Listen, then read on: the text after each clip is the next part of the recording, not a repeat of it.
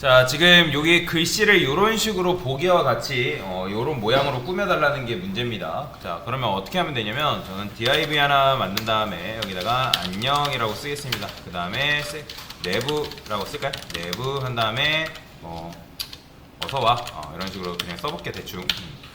네, 똑같이 하듯이 그냥 안녕 쓸게요. 자, 안녕을 이렇게 쓰게 되면 여기다가 div라고 해볼게요. div 얘를 검색을 해야겠죠? 그러면 자, 여기다가 폰트 사이즈 한 다음에 140픽셀이라고 이렇게 줄 수가 있는데, 자, 이 140픽셀이 어떤 말인지 아시겠죠? 글자 하나하나가 140픽셀이다 그런 말이에요. 그러면 이제 이렇게 이제 나오는 걸 볼 수가 있는데, 그러니까 여러분들이 이런 걸 테스트하면 그냥 문제만 풀고 그냥 여러분들 이제 그냥 끝나요. 대부분이 그렇게 하세요. 문제만, 제가 계속 말씀드렸지만 HTML과 CSS는 여러분들 문제만 풀고 끝나는 게 아니라 그걸 여러분들 스스로가 테스트를 해보셔야 돼요. 자, 제가 여기다가 이렇게 써볼게요. div 한 다음에 자, 폰트 사이즈를 또 동일하게 줘볼 건데, 자, 여기다가 3rem이라 해볼게요. 자, rem이라는 건 무슨 말이냐면 기본 폰트 사이즈에서 곱하기 3이라고 보시면 돼요. 그러면 제가 기본 폰트 사이즈가 16픽셀을 했죠. 그러니까 16픽셀에 곱하기 3한 거라 생각하시면 됩니다. 그래서 3rem 주게 되면 글씨 크기가 지금 보면 얘가 어떻게 돼 있어요?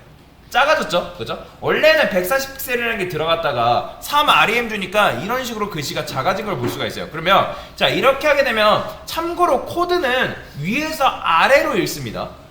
다시 코드는 위에서 아래로 읽는 거지 아래에서 위로 컴퓨터가 읽지 않아요. 절대로. 무조건 위에서 아래로, 즉 폭포수 생각하시면 됩니다. 그래서 위에서 아래로 이런 식으로 읽는데, 지금 얘가 폰트 사이즈가 3rem 입력하니까 누구 걸 인식한 거예요?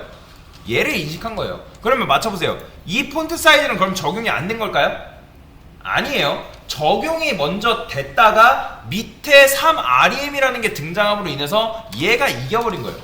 그러니까 얘가 우선순위가 강하기 때문에 얘를 속성을 이런 식으로 집어넣은 거라 보시면 돼요. 이해되시죠? 그래서 이렇게 이제 줄 수가 있는데, 자, 일단은 지운 다음에 자, 여기다가 폰트 웨이트라는 게 있어요. 그러니까 폰트에 무게를 주겠다라는 건데, 자, 여기에 볼드라고 하게 되면 글씨가 어떻게 되냐면 이런 식으로 굵어져요. 여러분들 한글이나 PPT 하신 분들 아시겠지만 볼드체 들어보신 적 있을 거예요. 뭐 포토샵을 하셨던지.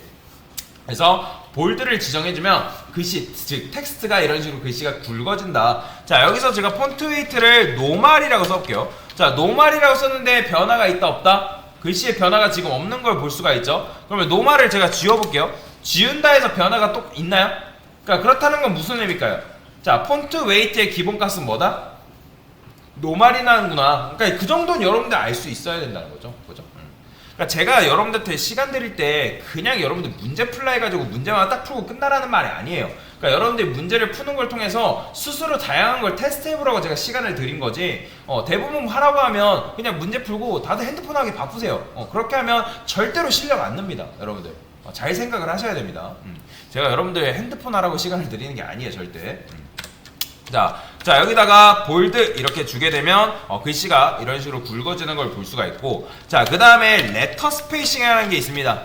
그러니까 레터 스페이싱도 여기다 100픽셀 이렇게 주게 되면 얘가 어떻게 되냐면 글씨가 이렇게 늘어나요. 그러니까 정확하게 말하자면 글씨가 늘어나는 건 아니고 간격이 늘어나는 건데, 이거는 뭐냐면 레터 스페이싱이라는 건 자간을 의미합니다. 자간. 여러분들 자간 들어보셨죠? 자간이라는 거는 얘를 이제 마우스로 드래그 해보면 이 안과 요 공간 있죠? 그러니까 요 공간을 100픽셀만큼 늘린 거라 보시면 돼요. 그래서 자간을 내가 100픽셀만큼 주겠다. 그럼 0도 마찬가지로 이런 식으로 늘어나는 걸 볼 수가 있죠. 그죠? 현재 자간보다 100픽셀만큼 늘린다. 자, 그러면 제가 마이너스라고 줘볼게요. 마이너스 줄 수 있는데, 자, 마이너스를 주게 되면 현재의 자간보다 마이너스 10픽셀 줄인다, 그런 의미라고 보시면 돼요. 그래서 레터 스페이싱은 뭐다? 얘는 자간이다. 그래서 레터 스페이싱도 굉장히 많이 쓰이는 스타일 속성 중에 하나입니다. 자, 그래서 얘는 내부 하트는 좀 크게 얘를 키워볼게요. 얘는 폰트 사이즈를 10rem이라고 해보겠습니다. 10rem. 자, 10rem 주게 되면 얘는 이제 160픽셀이라고 보시면 돼요. 그러면 비슷한가 보기 위해서 여기다가 160픽셀 한번 부여해보면 되겠죠? 글씨 크기 똑같죠? 그렇죠? 그래서 16픽셀이라는 걸 알 수가 있다. 그래서 10rem을 이렇게 줄 수가 있고, 그래서 기존의 글씨 크기에서 10배를 주겠다, 그런 의미라고 보시면 됩니다. 자, 근데 이제 여기서 어려워요. 그러니까 무슨 말이냐면 컬러를 줘볼 건데, 자, 컬러 레드 그 다음에 뭐 그린도 줘볼까요? 그린도 주게 되면 이렇게 나오고, 그 다음에 블루도 한번 줘볼게요. 자, 그런데 이런 식으로 색상을 표현할 수 있겠지만 레드, 그린, 블루만 가지고 다양한 색상을 표현할 수 있다 없다? 표현이 불가능합니다. 레드면 레드, 그린이면 그린, 블루면 블루예요. 그러니까 뭐 여러분들 이제 뭐 여성분들은 립스틱 사시겠지만 다양한 립스틱이라 해서 딱 빨간색이라 하지 않잖아요. 무슨 빨간색, 뭐 진한 빨간색, 뭐 선홍빛 빨간색, 엄청나게 다양한 것처럼 빨간색의 종류도 다양한데 그냥 레드라고 쓰게 되면 그냥 말 그대로 실제 그냥 레드만 딱 나오고 끝난단 말이에요. 그러니까 다양한 색 표현이 불가능해요. 그래서 컬러를 쓸 때 보통 많이 쓰는 게 뭐냐면 RGBA라는 걸 씁니다. RGBA. 자, RGBA라는 건 뭐냐면, 자, R이 레드고요. 그 다음에 G가 그린이고 블루가 B가 블루를 의미하는 거예요.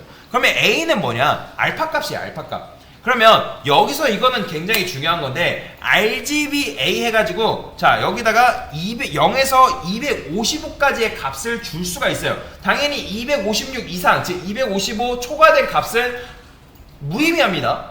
만약에 여러분들이 색상을 주는데 256, 257, 300 줬다? 그러면 이 5에 대해서 이해를 못 하신 거예요. 자, 여기다가 제가 255라 해볼게요. 255, 255, 그 다음에 1이라 써보겠습니다. 자, 255, 255 마지막에 1 주니까 어떻게 된 거예요? 자, 1은 무슨 의미냐면 불투명도거든요. 근데 불투명도 했는데 지금 이 글씨가 안 나오는 걸까요?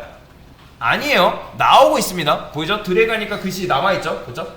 이렇게 남아있단 말이에요. 그러니까 이게 무슨 말이냐면 여러분들 아시겠지만 자 빛의 삼원색이라는 게 있죠. 자 레드, 그린, 블루라는 걸 제일 세게 주게 되면 뭐가 돼요?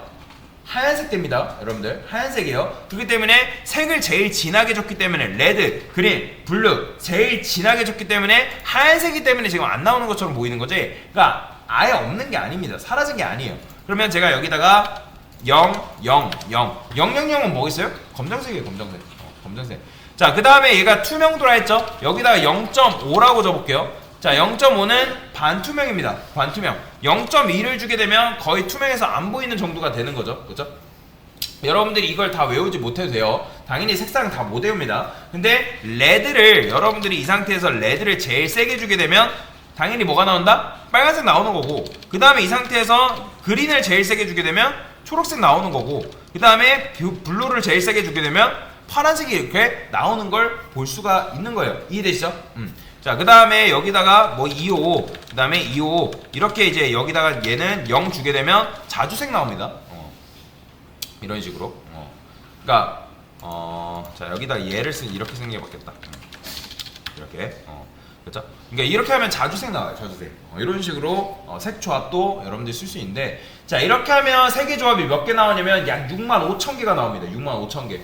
근데 65,000개 여러분들 외우려면 외울 수 있겠어요? 못 외웁니다. 절대 못 외워요. 여러분들 세계 천재도 아니고 절대 못 외워요. 그래서 우리가 어떻게 쓸 수 있냐? 컬러 피커라는 게 있습니다. 컬러 피커라는 구글에 검색해보면 이런 식으로 색상을 선택할 수 있는 도구라는 게 나와요. 그래서 컬러 한 다음에 여기 보시면 이제 헥스 코드, 뭐 RGB 뭐 이런 식으로 다양하게 있는데 우리가 주로 쓰는 게 헥스 RGB를 제일 많이 씁니다. 이렇게 많이 쓰는데, 자 여기에 이제 샵이라고 붙은 건 뭐냐면 이건 16진수예요. 16진수를 말하는 건데, 그러니까 뭐 예를 들어서 내가 이 색상을 복사를 해볼게요. 복사를 해서 내가 적용하고 싶다. 그러면 여기다가 RGB 이렇게 쓰는 대신에 이렇게만 적용해도 색상이 이런 식으로 변경되는 걸 볼 수가 있습니다. 자 이렇게 사용도 가능하고요. 자 그 다음에 이런 것도 가능합니다. 제가 여기다가 FF 0000 여기다가 0F라고 줬어요. 자 이거는 뭐냐면 RGBA랑 똑같은 거예요. 이게 이제 이렇게 앞에 샵을 붙이면 16진수로 쓰는 건데, 앞에 첫 번째 두 개가 뭘 말하는 거냐면 얘가 레드예요. 레드. 이 뒤에 두 개 있는 게 그린, 얘가 블루, 얘가 투명도예요. 그리고 F가 제일 센 거란 말이에요. F를 주게 되면 이렇게 볼 수가 있죠. 그래서 맨 뒤 거는 알파 값이라고 보시면 돼요. 그래서 16진수를 입력해도 이렇게 줄 수가 있다라는 거. 그러니까 색상은 다양합니다. 여러분들이 색을 어떻게 조합하냐에서 다양하긴 한데, 그래서 이런 식으로 아시면 되겠다. 그래서 컬러 피커를 이용하면 이런 식으로 다양하게 색상을 입힐 수 있다라고 알고 넘어가시면 되겠습니다. 네, 이상입니다.